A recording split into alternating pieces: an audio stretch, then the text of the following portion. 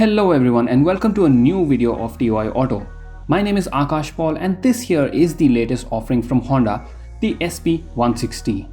Yes, the SP125 now has an elder sibling and I will quickly give you a walk around of this vehicle and talk about its specs.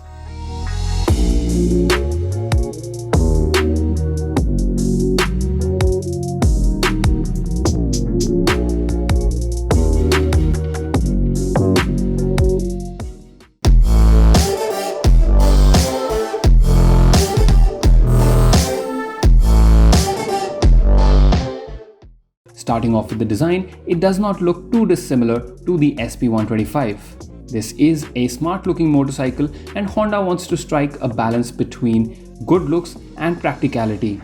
I definitely feel that they have got the balance right and this looks comfortable and sporty at the same time. There is a black windscreen at the front, below which is an LED headlamp. It gets halogen turn indicators and let me quickly switch them on for you to show what it looks like. There is also a hazard light switch which is a good addition in my opinion. And now you can see at the front the turn indicators are all lit up. I do feel that LED indicators would have been slightly better. And this is what the face looks like. It does look good, but again, LED indicators, sleeker ones, would do slightly better. Now you can see it comes with telescopic forks at the front and lower down it meets with the 276mm disc brake. You can see the dual tone fender which also looks nice. The front tire itself is a 80/100 17-inch unit with alloy wheels. The design is simple but looks pleasing. As for the brakes, you get single channel ABS on this motorcycle for safe braking maneuvers. There are these sharp looking shrouds on the side of the 12-liter fuel tank which definitely are eye-catching and perhaps the best looking part of this bike's design. These graphic lines go well with the color scheme and you have a total of 6 color options available including red, black, 2 shades of grey and 2 shades of blue. Similar to the fuel tank, the side panels also have a nice design which flows upwards in a slanted angle and that gives it a more racy look. Even though this is a pre-production unit, the quality levels of the panels are impressive. You get a single piece grab handle at the back and a single piece seat which is pretty long. During my short time with the bike, the cushioning on the seat felt very good and comfortable and there is enough space for 2 people. I sat on the bike and the riding position is also neutral for the rider and should be very comfortable on longer journeys.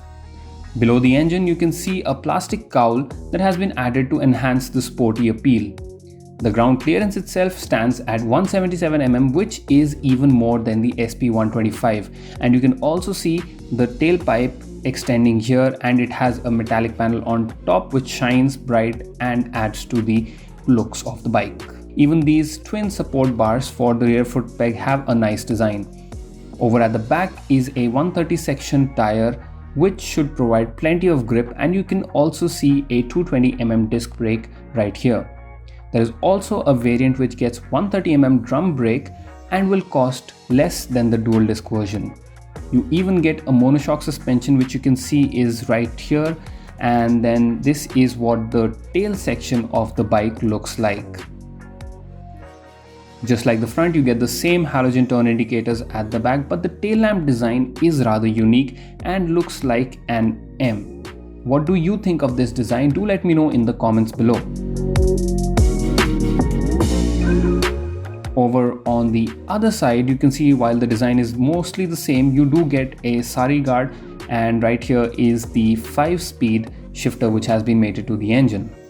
Now let me quickly show you what the fully digital instrument cluster on this motorcycle looks like. It has a blue background and the layout is different from the SP125 and I do feel that this one looks better. There are these 2 buttons which can be used to cycle between the various readings and the display shows you things like your gear position, speed, 2 trip meters, average fuel consumption, time and a few more readings. You get additional indication lights above the display as well. I found that the buttons on the side can be a little hard to press, but what Honda has done is added these round bumps on them, and if you press where these bumps are, then you can kind of easily press the buttons. So if you are also having trouble with the buttons, you can use this tip.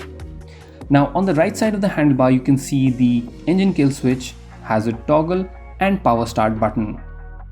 Over on the left are your controls for the horn, indicators, high beam and pass light. The quality of these buttons is also very good and pleasing. Coming to the engine, you get a 162.71cc single cylinder unit that produces 13.3 horsepower and 14.6 Newton meters. This is the same engine that you also see in the popular Unicorn. So my guess is that the performance of the engine would be similar since it produces the same power and torque outputs. However, the riding dynamics will be a little different because of other factors, and we will get to know that only at a later date when we get to ride the bike. Also, despite being a 160cc bike, this one gets a kick unlike some others. So that was a quick look at the Honda SP160, and I can say that I'm really liking the design and build quality of this motorcycle. If you like the Unicorn but wanted a smarter and sportier looking bike, this could be a great alternative. It should come with the same reliability factor that Honda is known for. Prices are not out as of the time of shooting this video, but we have been told that it will be competitive for sure. Subscribe and stay tuned to know more about this bike and to know when we put out the first ride review. And like this video, it really encourages us. I will see you again next time. Bye bye.